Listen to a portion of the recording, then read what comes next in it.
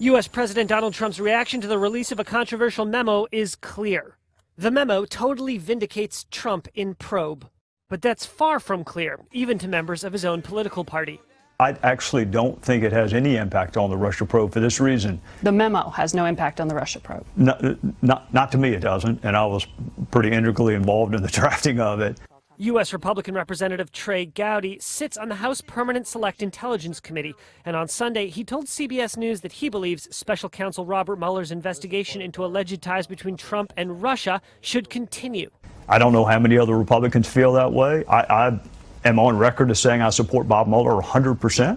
The controversy bubbling up after Republicans in the House Intelligence Committee last week released a memo suggesting that the FBI's request in the summer of 2016 for a warrant to surveil a Trump advisor relied on politically tainted documents. Trump and his allies have seized on the memo as proof that the entire probe into Russian influence, which has hung like a cloud over the White House, is the result of a partisan ploy. I think it's terrible. You want to know the truth? I think it's a disgrace. But Democrats, former federal prosecutors, and ex-national security staffers have said the much-touted memo reveals little about the probe.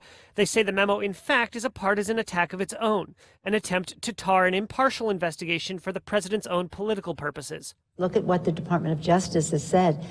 Look at what the FBI has said. This should not be released. It's dangerous, it's reckless, and it is a distortion. Republicans on Monday will debate whether to vote to release a Democratic rebuttal of last week's memo. Gowdy, for his part, announced last week he was retiring from Congress, somewhat disillusioned. I don't think the end justifies the means. I think the manner in which we get places matters. And in politics, too often, winning is the only thing that matters.